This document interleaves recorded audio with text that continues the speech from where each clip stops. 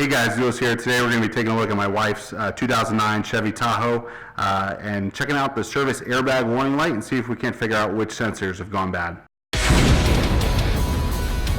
So here's her 2009 Chevrolet Tahoe, and the SRS Air Bag light has been coming on.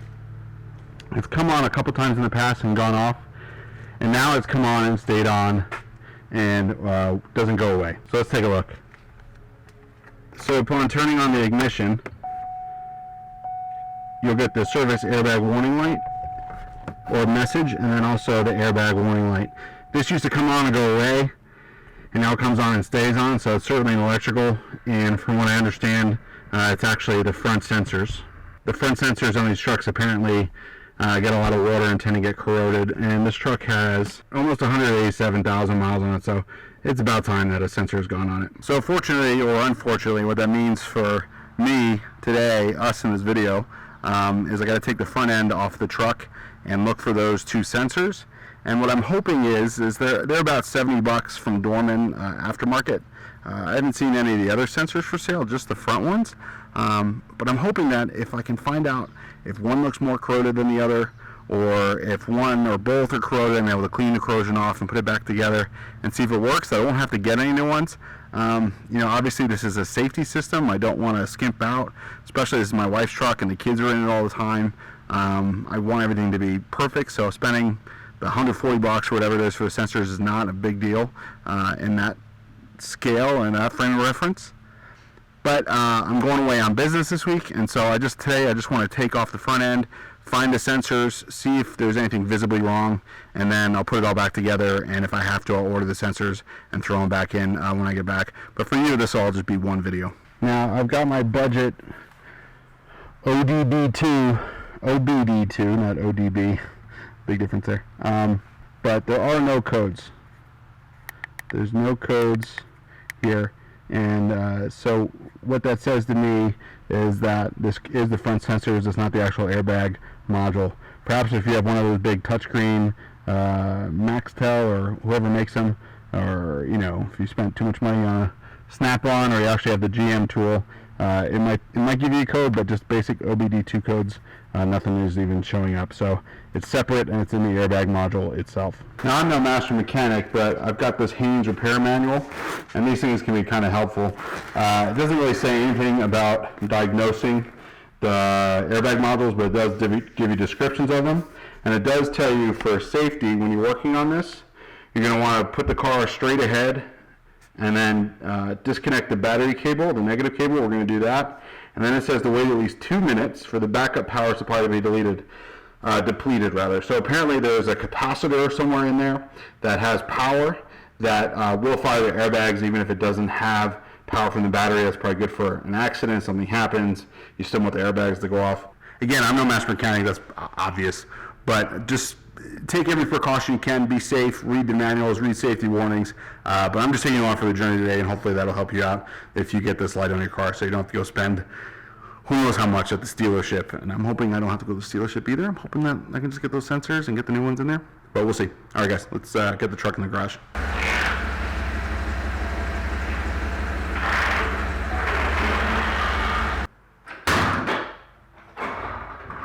So I'm leaving the car unlocked. I got the driver window down.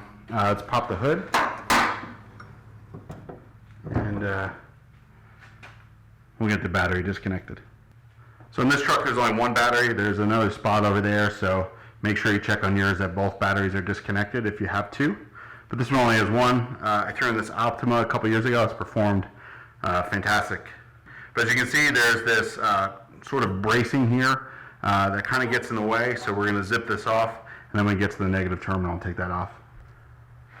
Now hopefully you can see the battery in here, so we're going to zip this off. So this guy's the infamous 10 millimeter. Once I take off the connector, I'm going to do this trick, right? Stick it in an old work glove and stuff it off to the side. That way it's not making contact with anything and grounding out.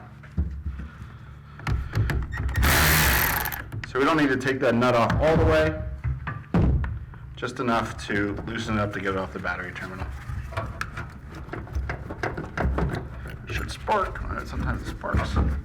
But we're just gonna take this and keep it out of the way. So I'm going to wait 2 minutes, and in that 2 minutes, perfect time for a word from our sponsor. Oh, there's no sponsor. So let's just wait a couple minutes, give it a little more than 2 just to be safe. But now let's start taking off the front end of the truck. There's some fasteners we need to remove. There's some clips, and then we also need to get up underneath it. And then I'll show you when we get down there. So next up, I'm going to zip off these. These are 10 mil as well. You can see one's missing on this truck, so I've taken the screw off a bunch of times, but I think it was actually missing before we got it. I don't know. There should be 1, 2, 3, 4, 5, 6 of these fasteners here. These are for the lights. You don't need to take this off. And then there's also going to be 2 underneath the truck, and then we have to look at the wheel wells as well. All right, so I'm going to take all these out. And this bumper is really just a giant piece of plastic. It's pretty light. As you see, this just holds on the grill part, and then it's sort of one piece all the way throughout. It's not that heavy, so you can do it with one person. All right, so I got all these fasteners out. Let's take a look at the wheel well. The wheel wells are going to be a little different for my wife's truck than yours. One, I've had to trim these to make room for the larger tires. I've trimmed it down there as well, as you can see, kind of a hack job there. But if you can see back there, yeah, right there, there's a bracket that goes up. That's going to have to be disconnected, one on either side. You may have other fairings on the bottom. This is kind of missing some because of these tires, but you're going to have to take out fasteners here and here. I don't have the stock fasteners anymore. I'm just using what looks to be a corroded Phillips head on this side. And then this will just pull out. And then this is lovely rust bubbles up here. And maybe we'll tackle one day in the future. Normally when you're in here, it helps to have the car on and able to turn the wheels back and forth. But we're just going to have to go this way today. And that should be good. So now this will just pull right out. And we're going to do that on the other side. I'm going to see if I can get back up under there and zip that out while we're over here. I believe it's a 10. We shall see. Yeah, rusted on there. It helps to get under the truck to do this, but I've got a little bit of access here, so I'm just going to try it this way. Yeah, it's safe to say that's corroded. So one of these sensors has gone bad. So the driver's side was totally rusted on. This truck had a miter fender bender in the front left, so I've had to improvise to keep this end in. Now if I'm careful, I can just pull this out.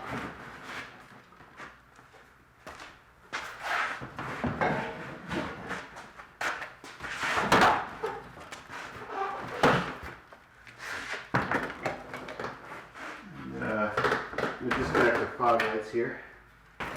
I installed aftermarket fog lights, but I kept the factory harness so I could do this quick disconnect. But somewhere up here there's supposed to be impact sensors for the airbag that mention it being on the radiator support. So maybe they're, oh here they are, I see them. But here you can see the back side of the bracket for the lower bumper, so it's just these two on both sides. See if we can see under here. There's one right there under the radiator support, and there is the other. So let's try and get up under there, disconnect the harness from the back, and we'll take that bolt out. It's a 10 millimeter. Alright, so this one's out. There's a long bolt in here. Just pull the orange safety tab out of the clip, and then just get the clip out. Just careful not to break the clip. Famous last words, right? There we go. Alright. Let's see if you can see this. So I got the sensor out. Just screws up in there. It's got a clip in there. Unfortunately, I don't think there's any way I'm going to be able to tell if it's corroded or not. I guess I'll take a look at the other one. So let's repeat for the other side. So there it is under there. We get the 10 mil up in there and get it out. Boy, if there was ever a case for ratcheting wrenches, that's it. I have some, but of course I don't have the 10. I lost the 10 a long time ago. I never replaced it. If you have ratcheting wrenches, go get yourself some. I think the next time I'm at Harbor Freight, I'm gonna go get one. And this was the driver's side. I guess they both say FR, this is the same thing. Interesting, they had different barcodes on them. I wonder if that's some sort of like device ID or FCC ID or something like that, I don't know. But if I had to guess which one went bad, it's so hard. I mean, the driver's side bolt, the super rusted, was a real pain to get out. The passenger side, not so much, but the driver's side unit looks a whole lot cleaner. Well, maybe not so much up there. And I'm sure these things are sealed if I tried to open it, or maybe there's a screw behind the label or something. But I'm just gonna have to order 2 more. Well, actually, let me see if I can test the resistance. I wonder if there's gonna be any difference. I mean, I still should order 2, but let's take a look.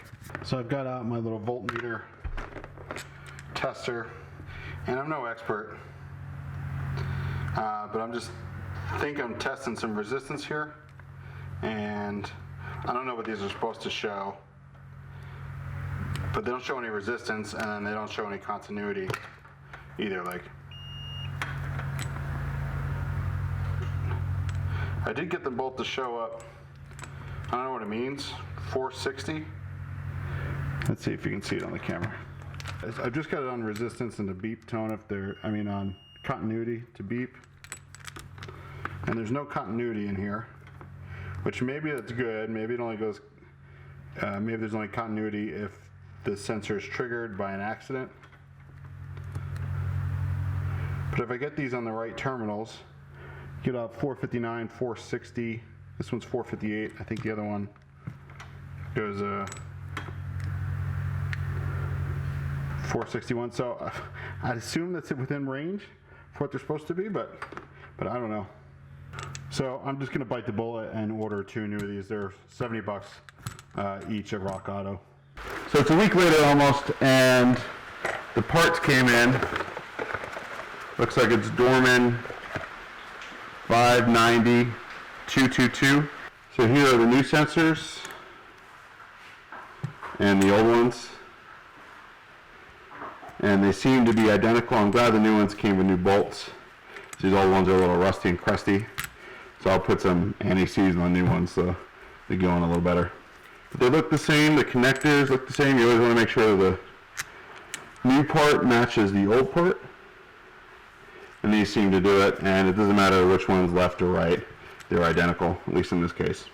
Like I said last time, I had everyone but the 10mm, which I lost, so I was on the way back from the airport and I stopped and got these yesterday. So let's get the new ones on the truck and we'll see how it goes. And I'm going to put some anti-seize on the threads of the bolt, just because there's rust on these guys. There's probably rust. I guarantee there's rust on the inside of the frame rail. So don't need much, just want to put just a little bit on there. And the stuff gets everywhere. Just put a little bit on there. That should be just enough to ease it in there and hopefully keep some rust off if we were to take these off. So here's the harness on this side. You can see back there it's got that orange tab that goes in. So you put the yellowish white clip in first, normal, and then the orange is sort of a locking lever for that clip so it doesn't come out. You get safety for collision and everything in the airbags. You don't want those accidentally going off. And then you can see at the top, that big hole up there, that's where the bolt goes in. So it's a little hard for me to film on here, but what I would do is attach the harness first because it was easier to manipulate without trying to get my hand back here. And then I'd bolt it up here. So let's bolt it in and see if it works. Hopefully you can see the new sensors are on. I just hooked the harness in, put in the orange safety lock strap thing, and then bolted them up there. Got them nice and snug. Obviously don't want those rattling around or coming loose for any reason. Certainly don't want the plug coming out and causing the airbag to go off perhaps. Let's get the battery hooked back up and we'll have the moment of truth. Now that the sensors are back on, we can rehook the battery up. So hopefully this doesn't make the airbags go off and everything was done correctly. Let's get the terminal back on. Yep, we're good. Snug this up. It's a 10mm. Again, this ratcheting wrench will come in handy. So I figured if I need a 10 anyway, might as well get the angling head, and then I've still got all the other ones with the regular head on it if I need them. Make sure you get this nice and snug.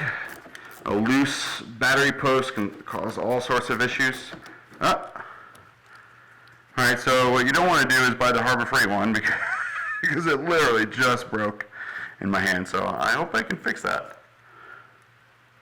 So that's fantastic. Usually Harbor Freight lasts a little bit longer than 3 bolts, so that's kind of disappointing. Alright, so I just took the 10mm socket and tightened it up.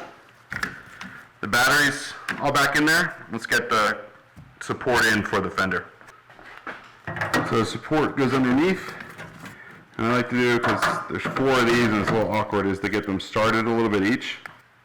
And it's the cross member that's threaded. This thing has been invaluable. Time saver. Now it's time for the moment of truth. I'm going to go put the key in and hopefully the airbags won't go off my face. In fact, I think I'm actually going to take my glasses off, so if I do get smacked in the face, don't put my glasses in there. So let's go plug it in and see if it works. All right.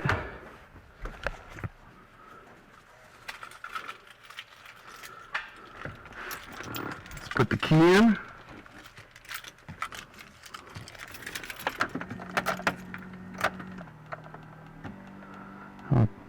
Oop, I'm hitting the seat thing. Turn the key on. Let's start the car. I'm not seeing any error messages yet. Hood open, that's normal. Airbag light is flashing. And airbag light is off. It looks like we have fixed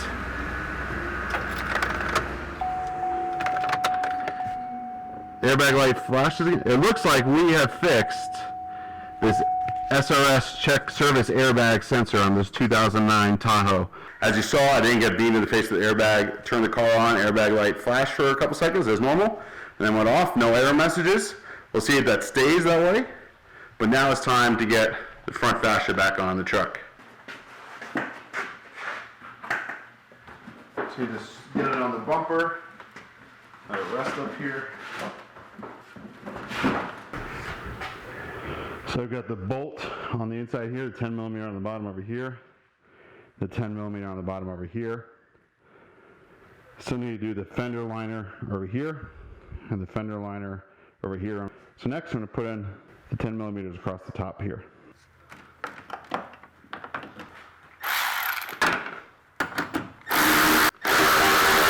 So I hope this helped you get your airbag sensors working again without having to go spend a lot of money at this dealership. Apparently this is a pretty common thing, so hopefully replacing these 2 sensors is a cheaper fix for you. One little trick I like to do is to write down the date and the mileage and what I did. So I'd serviced the airbag light by replacing the 2 front sensors, and then there's a new, I actually put a new air filter in as well. I just keep this little notepad in with my reg and insurance and keep that in the glove box. So if you like this video or it helps you, please like, comment, or subscribe and all that good stuff. Thanks for watching. May God bless you and keep standing up for what's right.